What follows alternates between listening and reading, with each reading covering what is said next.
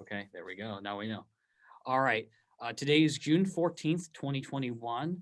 My name is Sean O'Dwyer. I'm joined by Matt Miller, and we will be interviewing Mr. Mario Andretti as part of the Spark program. Thank you for joining us, Mr. Andretti. It's my pleasure. My pleasure. Great to see you guys. Yeah. Great to see you too. Right. So, what was your introduction to motorsports? Well, the introduction to motorsports was just watching through newspapers and videos when I was still living in Italy. Videos which were not television yet. This is in the early 50s, and in Italy, Formula One was very prominent. Current world champions there, Mario Alberto Ascari. It was with Ferrari. So I just became enamored with the sport through the media. And I read that from 1948 to 55, you and your family lived in a refugee camp in Lucca, Italy, after you left Istria. Could you describe, if you wouldn't mind, day-to-day life there? Well, you can imagine. I mean, they call it a refugee camp, so there were a lot of people in about 1,200 people, basically shoved into a large building, which used to be an old college. There used to be a monastery, then a college, but it was defunct. And there were several families living in each room, just separated by blankets. It was very basic living. It was not very good. We were displaced, after the war. Our region was ceded to Yugoslavia. Italy lost the war, lost their region when the borders were redefined. And we had a choice to maintain the Italian citizenship and leave everything behind, or succumb to communism, hardline communism under Yugoslavia at the time, Marshal Tito. And so my parents, like thousands and thousands of others, chose to leave. And we were basically refugees for 8 years in our own country before we came to America. And your earliest memories were during World War II. How did the war touch your part of, at that time, Italy? Well, obviously the war is war. There was a lot of uncertainty, but I was born basically when the war broke out in 1940. So as a kid, I knew of nothing but that. If there's anything to understand, all that there's a lot of unhappiness around, and you can always read, you can get from the reaction of the people you love, the people around you, that there are so many things that are not right. But what do you know? What is right or wrong? You just don't as a kid. You just exist and go along with everything, and adapt to whatever the life is at the moment. The same thing as going to the refugee camp. As kids, there are other kids. You get together, you play, you do all the things that kids do. And then when we came to America, basically the same thing. You have, yes, of course, they have other challenges such as language barrier and all that sort of thing. But as far as culture or anything else, kids are kids. I mean, we didn't come from a third world country. Our culture is very close, very much like America, in Italy. And so, again, the difficulty is more for adults.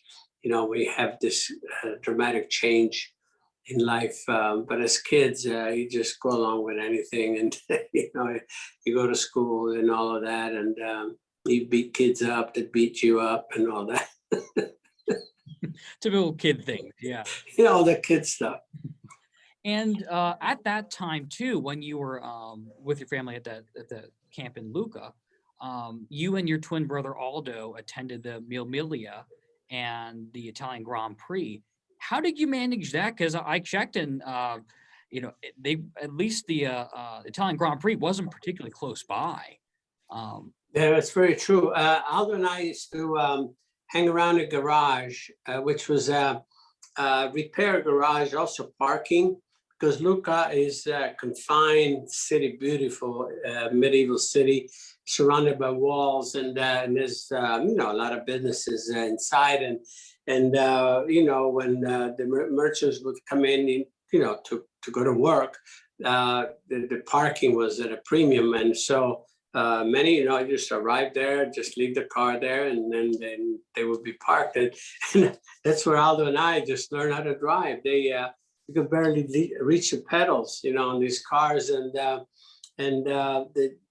two owners of the garage were fantastic people. They knew how much we, you know, like gravitated to motor racing, and then and all of that, and they really you know, try to go along and encourage us to some degree, and know that we were expressing ourselves, obviously. And the bottom line is, however, that we learned how to do burnouts, you know, with some of the clients' cars, especially, you know, Alfa Romeos and Lancias. Never put a scratch in any of the cars, but it was kind of neat. So them knowing that actually we were coming to America after we got the visas, especially for the Mille Miglia, which was a month before we came to America. But the year before, in '54, they took us to Monza to see the Italian Grand Prix. That's my twin brother and I. And I mean, that was golden for us, for me. I know that I think I always said that the mold was cast at that point. Impossible dream, however. But I said that's all I want in life, just to become a race driver. And Lord and behold, I mean, that's where I clinched the world championship. You know, it's like, you know, I don't know, 10 years, how many years later? Not that many years later. But anyway, that's the way life goes. From there on, I can always say, and clearly, that I didn't know what was going to happen at that time. Obviously, we didn't know whether we were even coming to America. And again, but I never had a plan B. I always said, somehow, got to make this happen. And in fact, this was at 54, but 2 years before, my dad was encouraged to apply for visas to come to America by an uncle on my mother's side who lived right here where I live now in Nazareth. And so my dad applied for visas in 1952, and he had almost forgotten about it. 3 years later, at 55, the visas came through, and then they were approved, so there was decision time. And I always say this, and which is true. My dad said, well, we're going to America for 5 years and then come back. And so that's how this whole thing just was evolving, if you will.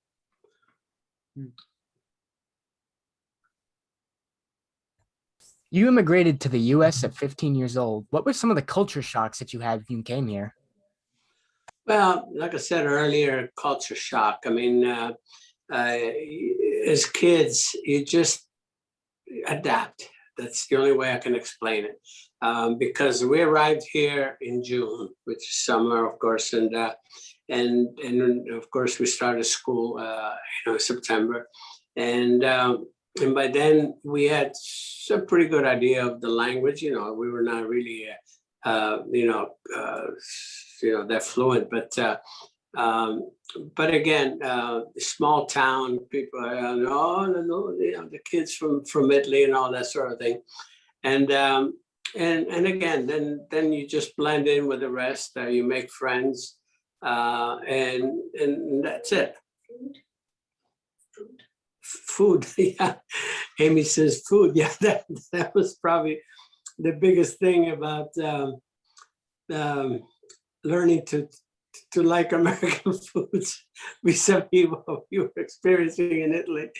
Especially my mom was actually my grandmother was a master chef. You know, she had a restaurant and so on and so forth. And my mother was obviously very close to her. And so I remember that the trip from New York to Nazareth, when a cousin of us picked us up, we stopped along the way at a diner for lunch. And I think my dad had a hamburger, and he said to my mom, "It tastes cardboard." The only thing, but the thing that us as kids, we like, I was introduced to milkshake. At least it was not gelato, but it was okay. So, like I said, that was probably the biggest culture shock, the food that we experienced. Yeah, I've heard that too. In fact, about a month back, I interviewed Emerson Fittipaldi, and he, his first time out of Brazil was to England to race in Formula One. And he said, "Oh boy, it was a tough time getting used to the food. When they boil all the flavor out of it." So. Yes. Matter of fact, that Emerson Fittipaldi got a ride with Lotus because I was obligated by contract. At that time, I could not join Lotus full time because I only did a couple of part-time races with them. And so he came in my place, and it was a great move for him. Obviously, he became world champion. I didn't realize that's how it came about. That's interesting. Yes. Yeah, he took my place.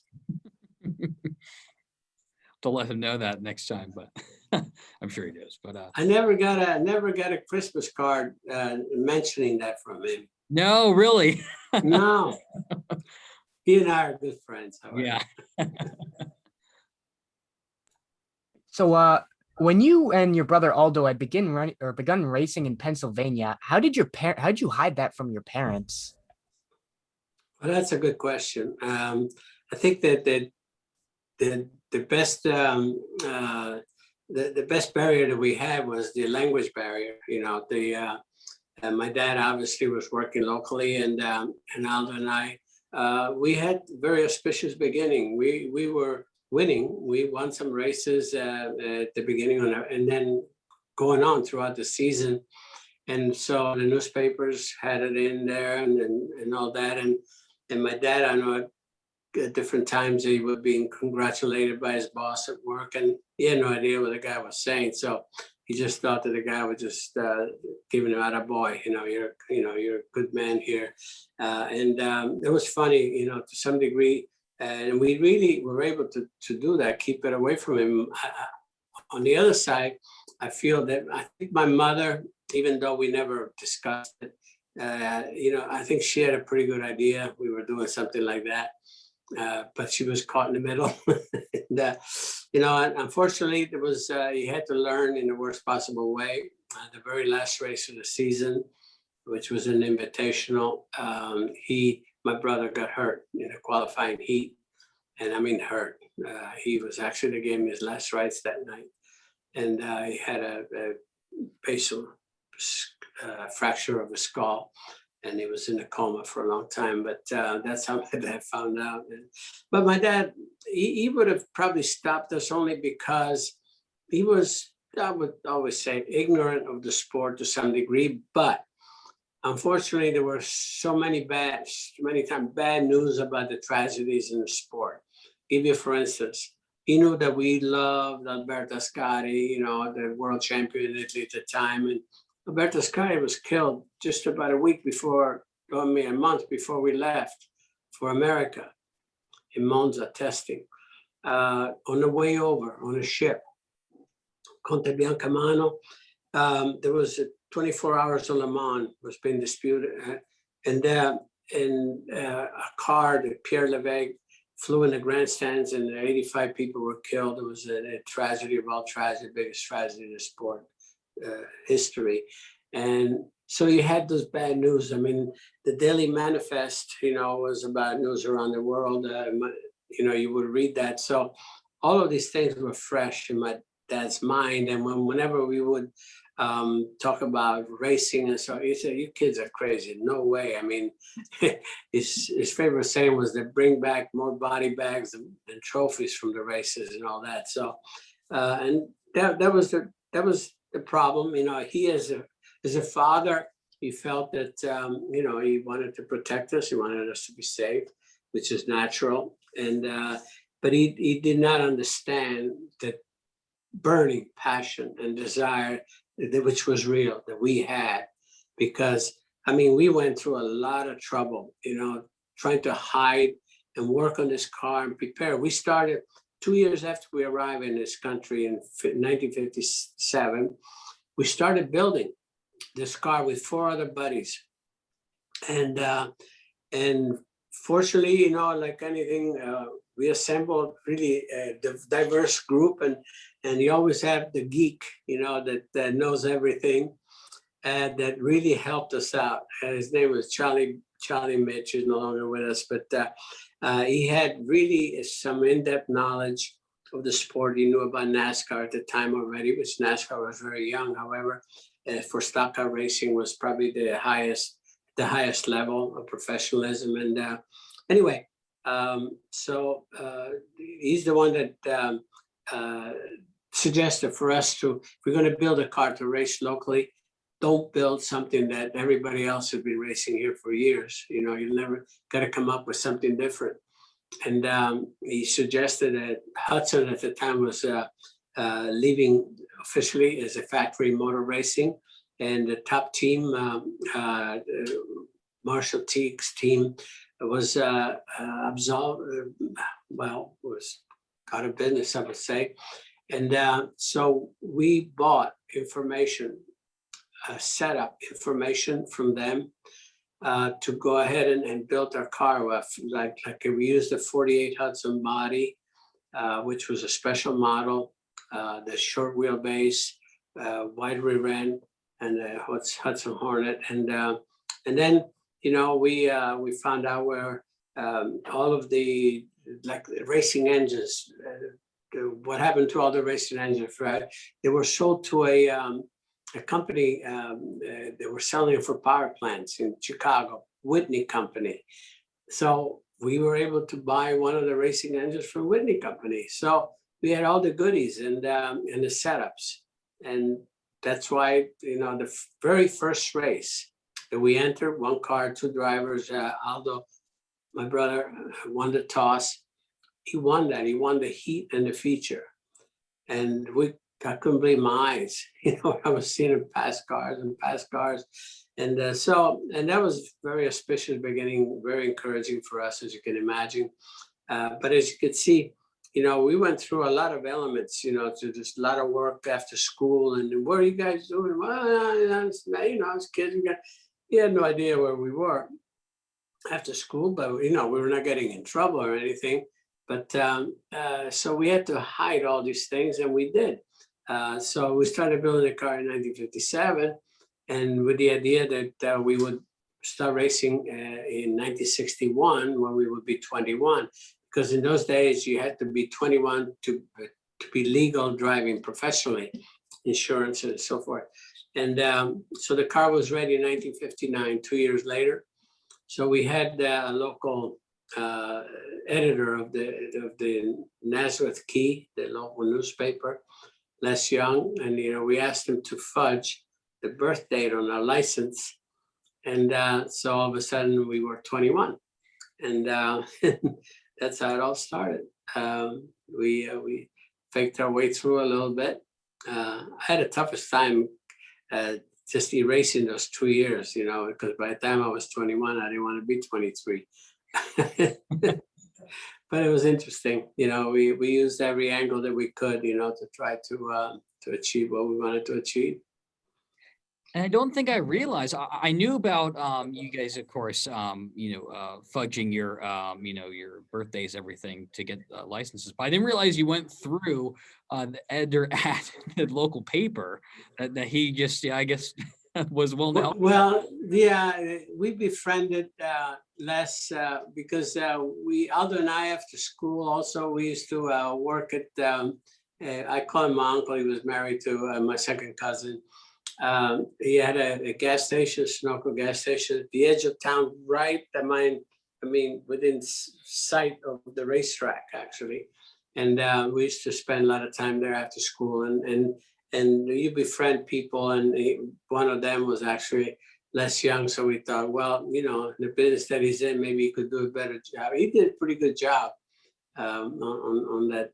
Then, of course, in those days, no computer, so you could hide. You could do those things, get away with it. And and you mentioned earlier about Aldo's crash. Oh, hang on, I think I might have frozen here. Hold on. Okay, hold on. Yeah, sorry, I think it froze there for a second. Yeah, it did freeze. Yeah. Yeah. So you mentioned earlier about Aldo's crash at Hatfield Speedway in '59. Did that? I mean, you talk about, of course, the drive, that passion that was always there, but was there a moment when, I mean, when he was in a coma, that you thought twice about this? That this was maybe too much? It's a good question, actually. But I don't know. I've gone through my career through bad moments like that, not just my brother, but I think the burning desire to do it and the love for what you're doing just supersedes something like that. And you got your brother there, obviously, and for several weeks he was not responsive. What was I talking to him about? I said, Aldo, I'm building a new car. I asked the doctor, so what should I talk to him about? Because the doctor kept saying, keep talking to him, because even though they're in a coma, they can hear you and all of that. And that's all I kept saying. Aldo, hey man, I'm building, and I was already building a new car for the following year. And thinking Aldo's going to drive again, and all of that. So again, yes, you could dwell on those negatives, and then you'll find that you're in the wrong business. And quite honestly, in those days, the safety aspect, racing cars was nothing. I mean, nothing like what we're enjoying today. And when you put percentages, I mean, there was dismal percentage about survivor, opportunity, being able to not only survive, but like even progress through a full career, quite honestly. But nevertheless, I mean, the desire superseded all of that, all the potential negatives. And I lost some of my closest friends, in the sport. And you do, obviously you pause. I mean, nobody wants to leave this earth, ahead of time, but again, I just did not allow that to interfere, with my goals and my desire to continue. Quite honestly, the biggest test was my brother. So we know like why you decided to continue racing and all that, but like, when did you decide that that was what you wanted to do with the rest of your life? Oh, I tell you, Matt, that happened when I was probably 11 years old.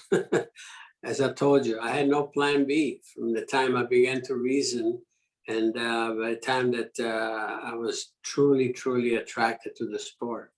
I know other thing. I don't want to be a doctor. I don't want to be a lawyer. I don't want to be a plumber. I don't want to be anything, but I want to be a race driver. And this is some of the things that actually the passion just drove me, and those desires, because even when I started racing, almost immediately I had a young family. I married young, and I felt the responsibility. And of course, when you're racing, you don't have a regular paycheck, but you have a family to feed. And something, still, I just felt the confidence that took me to where I needed to go. And because I worked so hard, I had all of these objectives, to accomplish. And again, just the fact that, okay, put food on the table, like people say, oh, it's so dangerous. Well, you know what? I want to I want my family to be comfortable and this and that. And I used every excuse to justify the danger and what I was really embarked in, and again, that's it. That's the way. That's how I operated.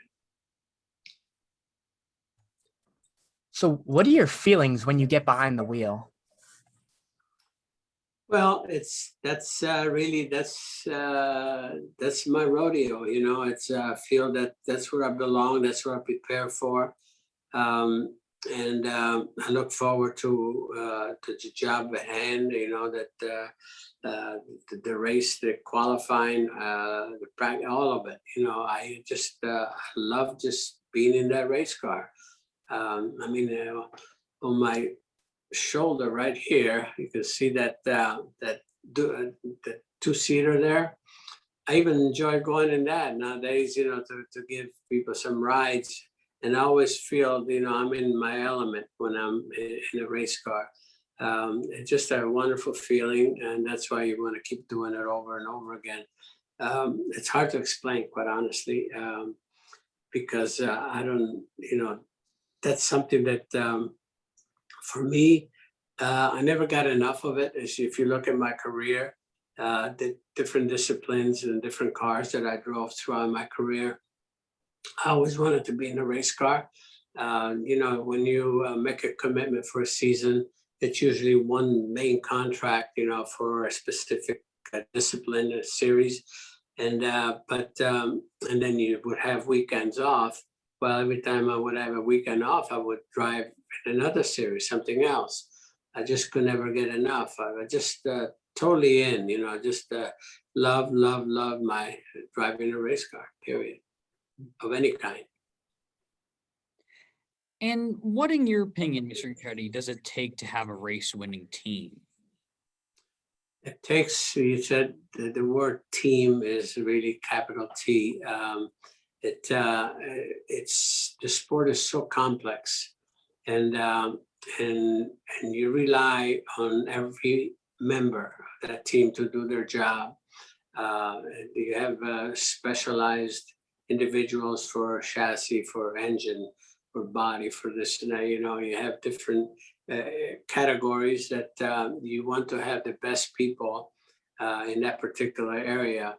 No such thing as jack of all trades. I mean, it's so intense to be able to do it properly, and then it's the execution. I mean, it's just when on the track, there's strategy, engineers that come up with strategies, and you have to have the service that you have to have during your pit stops. I mean, any mistake during a pit stop is so costly. Can you imagine how hard you work to just gain just a second or 2 seconds, on the racetrack against your competitors? And if in the pit stop you lose 3, 4, 5 seconds, oh my God! I mean, there's a lot of sweat that goes to waste in that. So, but when we win, everybody wins. Everybody feels that because everybody contributes to it. It's as a sport, when you compare it, to other team sports. Obviously, you have many other members, football, baseball, soccer, whatever. But motor racing is got that it's so technical, that you have all of those elements. Any little thing that can go wrong with a car will take you out of a race, or whatever. So, like I said, there's so many intricacies that goes into our sport. And as you say, to be able to have a winning team, everybody has to bring out the very best in their abilities to be able to contribute. So, and that's it. That's the only way I can describe it.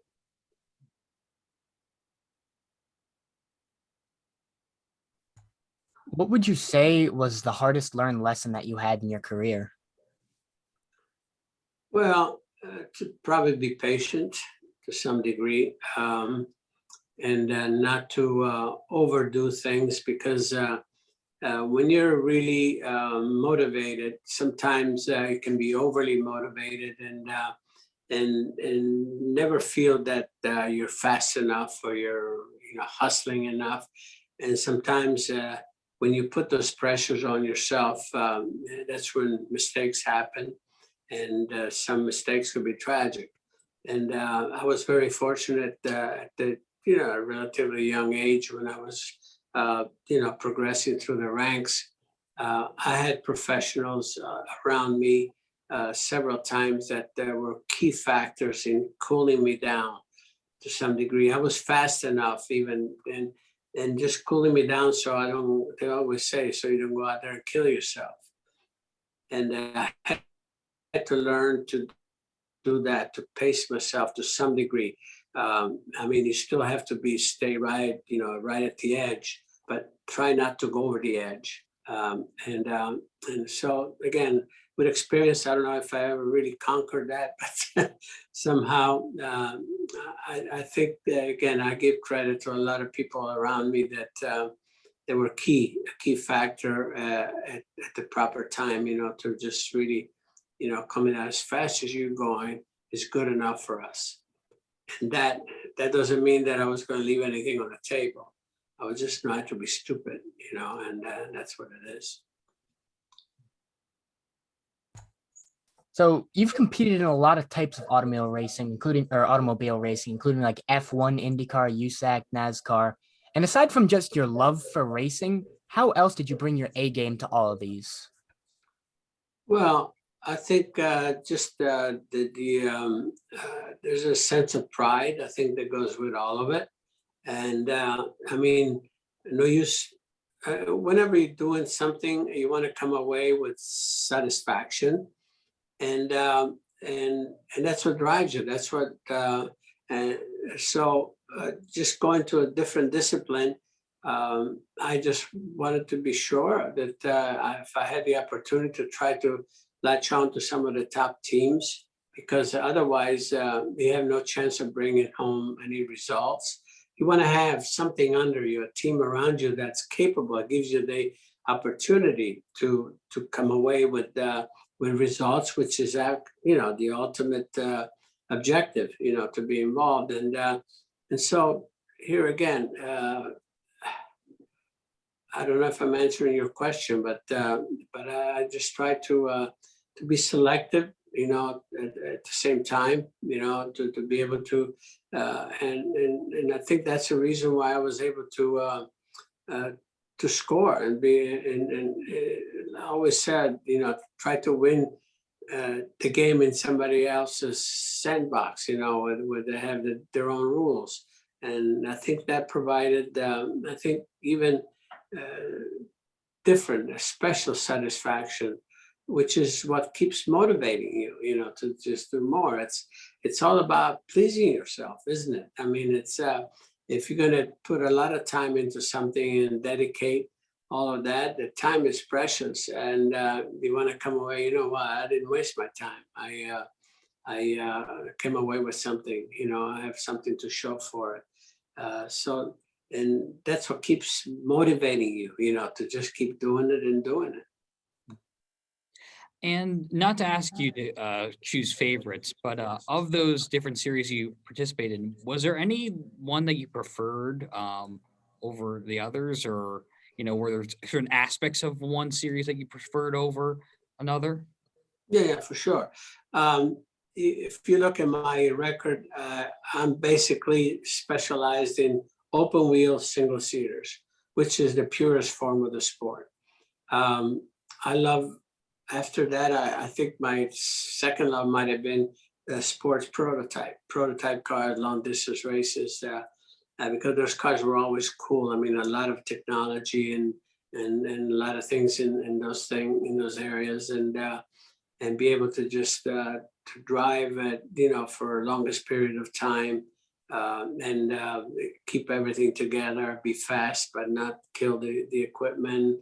A lot of things like that, and the other one, stock cars was another one. I mean, it's probably as diverse as any of the other disciplines as far as the characteristic of the cars that you're driving. But what just was interesting to see what at the top level, what that's all about. And it's all about being curious at the same time. But as far as the preference, as you mentioned, Open wheel single seaters. Again, I just love the purest form of the sport. It's like a fighter aircraft, only built for one thing, to just go fast and kill the enemy. And we're honored to have your first IndyCar here. That's really been a. I always think about that when I walk around. I'm like, wow, that's a real thing. So. Yeah, indeed. So, is there a career victory of yours that you believe stands above the rest? Well, I have to go back to the beginning, what really got me motivated in the sport, why I fell in love with the sport. And that's Formula One. That's where the dream started. Which was, again, I mentioned the impossible dream.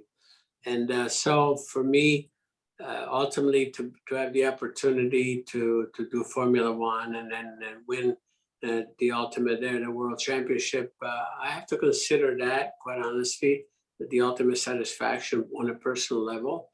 I won other championships. I won 4 national championships. I won a dirt car championship. I won the IROC championship.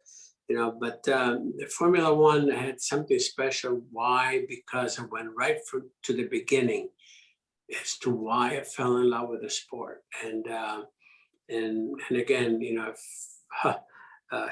I could have only known, when I saw my very first race, that it was going to be right there in Monza, where I was going to be able to put away, and clinch the World Championship. Oh my goodness.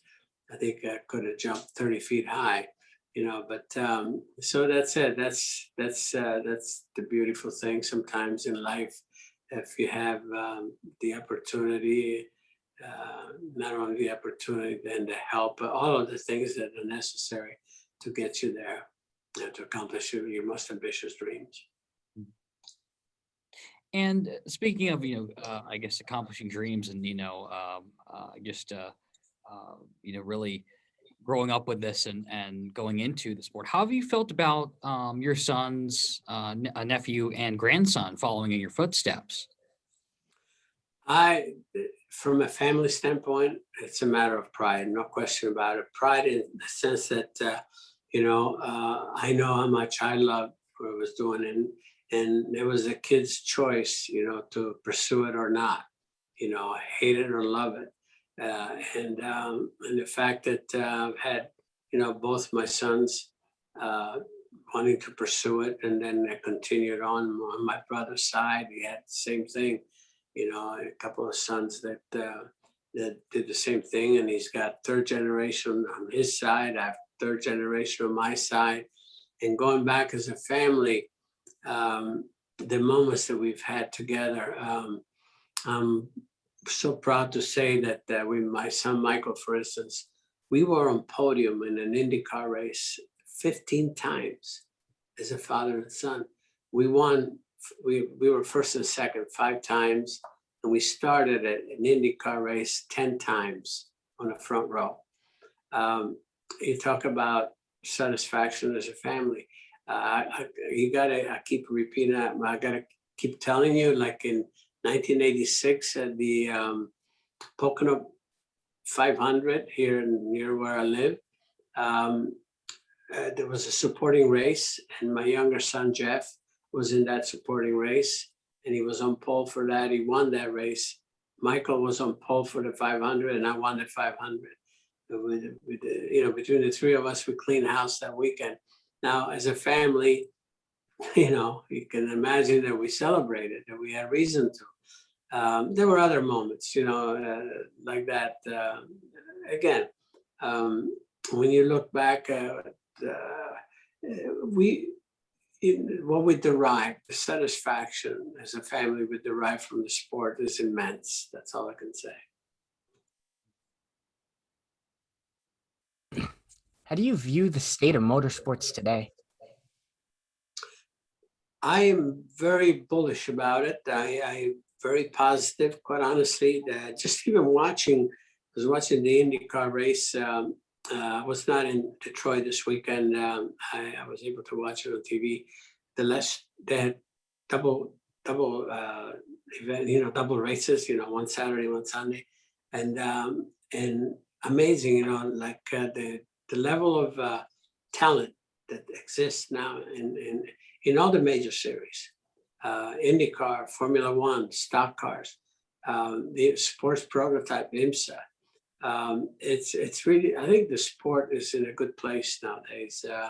I think the future is strong and it's bright. I think the safety aspect is also very important. We've seen incredible like impact on at Detroit when the throttle stuck on Rosenquist's car. 5 years ago, 10 years ago, the guy would have been really probably injured for life. He came away. He's fine. Because of the safety. I think the sport also has that much stronger future still. I mean, can be a violent sport, so on and so forth. But you know what? It's a very responsible sport as well, and our drivers today have the best chance ever to retire on their own terms, and that's huge.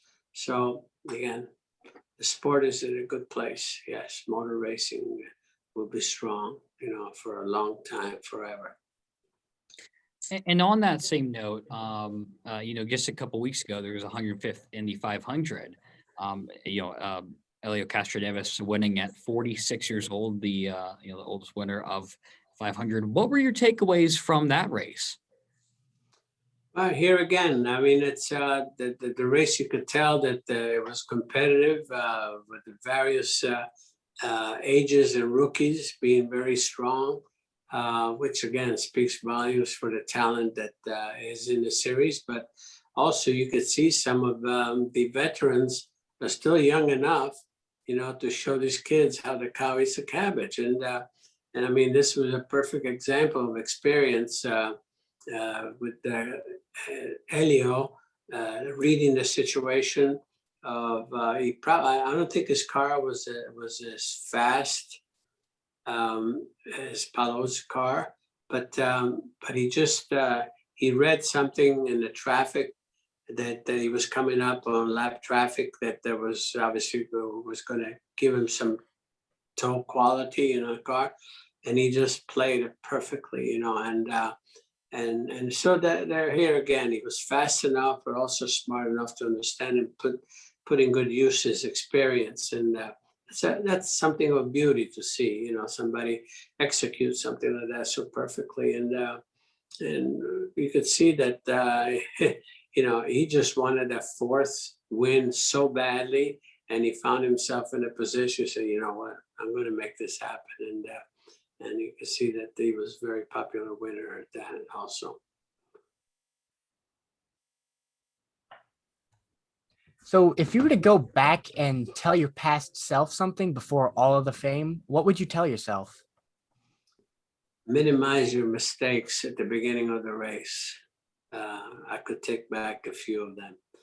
I think that's always it's been some of the problem, the over exuberance sometimes at the start to try to not think about what's still, you got so much time ahead and so on and so forth, because those are the only ones that I look back and I just why did you do that, and so that's it, but again, I have no other regrets.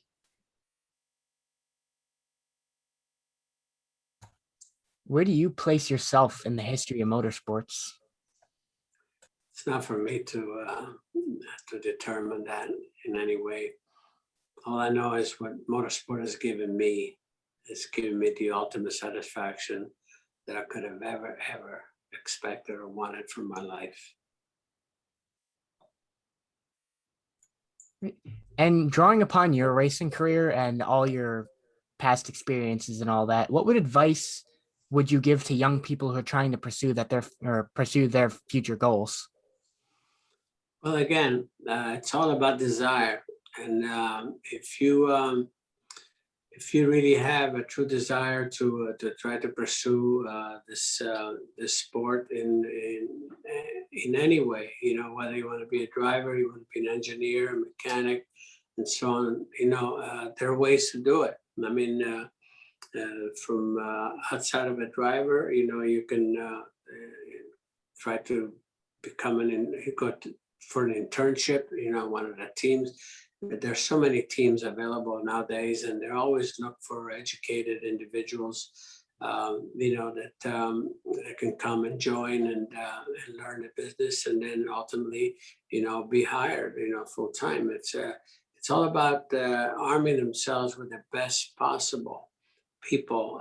That's the secret, if you want to call it a secret of success for any team. Anyone will tell you. So the opportunities are there if you really want it. As a driver, there are so many ways. I mean, to get started, start with go-karts, and then there are just all the minor series and whatever. But the ladder to the top level are plentiful there.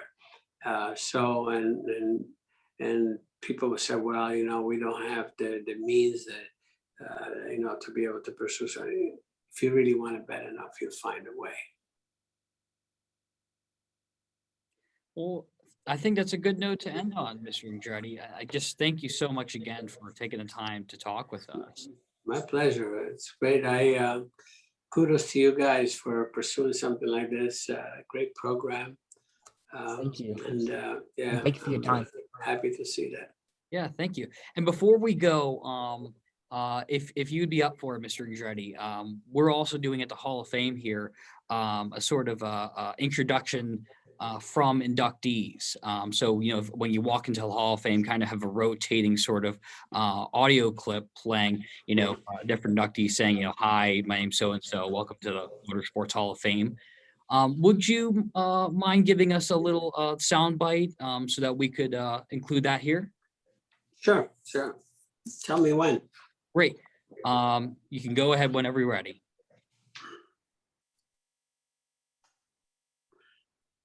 Hi, I'm Mario Andretti, and welcome to the Motorsports Hall of Fame. Perfect. All right, that'll be perfect. Yeah, because we'll just kind of isolate that bit of the audio from this. But really, thank you so much again, Mr. Andretti. This was an absolute pleasure for, I think, both of us. Thanks, guys. Yeah, All the thank best. you for your time. All the best. Okay. We'll see ya.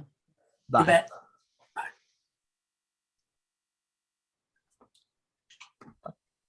All right. Good interview. Thank you. Thank you. Oh, of course.